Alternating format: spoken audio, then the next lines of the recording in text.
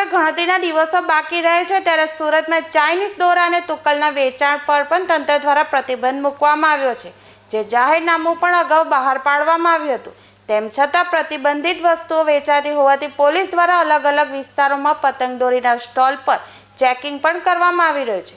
વરાછા પોલીસે કુબેરનગરના પોપડા પાસે જાહેરમાં રાત્રે 10:30 વાગ્યાના અરસામાં રેડ કરી હતી. અહીં એક બાઇક સવાર ચાઇનીઝ માંજો વેચવા માટે ઊભો હોવાની બાતમી વચ્ચે પોલીસે રેડ કરી હતી. જોકે પોલીસને જોઈ ચાલક ચેતી જતા ત્યાં જ પોતાની બાઇક મૂકી ફરાર થઈ ગયો હતો. પોલીસે આ બાઇક કબજે કરી તેની સાથે લટકાવેલી બેગ ચેક કરતા તેમાંથી 6,000ની કિંમતના 10 ચાઇનીઝ દોરાના બોબિન મળી આવ્યા હતા. પોલીસે બાઇક સવારને વોન્ટેડ જાહેર કર્યો હતો. બીજી બાજુ પુણા પોલીસે હંમેશા વોટર પાર્ક પાસેથી એક શખ્સને દબોચી લીધો હતો. પુણા વિસ્તારમાં રહેતો અને સ્ટેશનરીની દુકાન ધરાવતા ભાવેશ ગોપાલ માંગુકિયા પાસેથી 20,000ની કિંમતના 20 ચાઇનીઝ દોરીના બોબિન મળી આવ્યા હતા. હાલ વરાછા અને પુણા પોલીસે ચાઇનીઝ દોરીના 30 બોબિન કબજે કરી કાયદેસરની કાર્યવાહી હાથ ધરી છે.